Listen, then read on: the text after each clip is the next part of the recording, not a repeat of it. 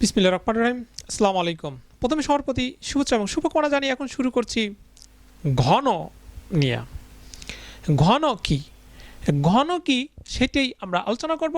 এখন মনে করো ঘন হলো কোনো সংখ্যাকে পর পর 3 বার গুণ করলে যা পাবো সেটি হলো কি ঘন। এটাকে আবার কি বলা হয়? কিউব বলা হয়। কেন? যেমন কোনো সংখ্যাকে যদি মনে করো যে আমরা 4কে ধরি, 4 গুণন 4 গুণন 4 4কে 3 বার কি করলাম? গুণ করলাম। গুণ করলে কি পেলাম? উপরে কিছু নাই, মানে উপরে একটা পাওয়ার আছে। কেমন?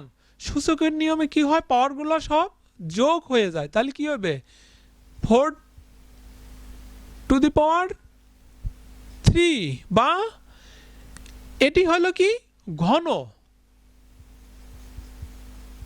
ঘন বা কিউব।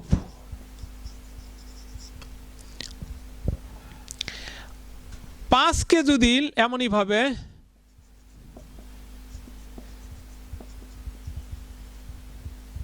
5 কিউব, কেমন? 5 টু দি পাওয়ার 2 বা কিউব। তাহলে কি ঘন? কি কোনো সংখ্যাকে পরপর 3 বার গুণ করলে আমরা যা পাই সেটা হলো ঘন।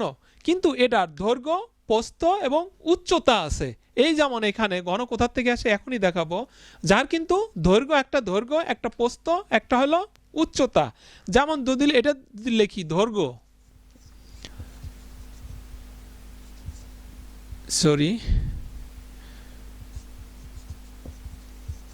দৈর্ঘ্য, প্রস্থ, এটা ধরি উচ্চতা।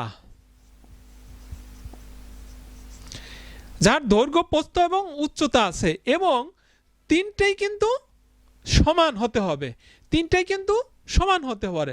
অর্থাৎ যার দৈর্ঘ্য, প্রস্থ এবং উচ্চতা আছে এবং তিনটার মানই সমান, সেটি হচ্ছে হলো প্রত্যেকটাই 1 একক। কেমন? তাহলে সেটা কি হবে? ঘন হবে। কেমন? তাহলে সেটা কি হবে? ঘন হবে। তাছাড়া কিন্তু ঘন হবে না। এইখানে তোমরা দেখতে পাচ্ছ যে এটা একটা ঘন 1 একক, যার এই বাহু আসলে কিন্তু ঘন কোত্থেকে আসছে সেটি কিন্তু এবার দেখানো হচ্ছে। ঘন কিভাবে আসলো? হ্যাঁ, তাহলে এইটা একটা ঘন। ঘনর কি আছে? এই একটা বাহু, যার দৈর্ঘ্য আছে, যার প্রস্থ আছে, যার উচ্চতা আছে।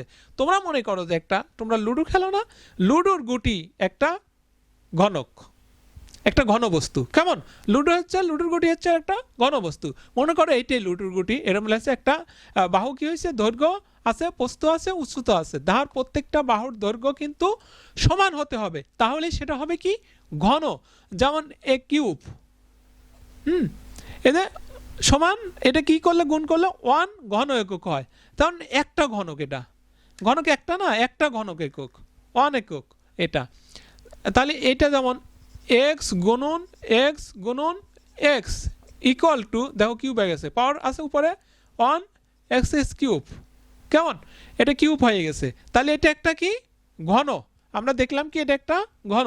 আবার দেখো এই যে 1কে আমরা যদি ভেঙে লিখি 1 গুণন 1 উপরে কি পাওয়ার আছে একটা করে। কেমন?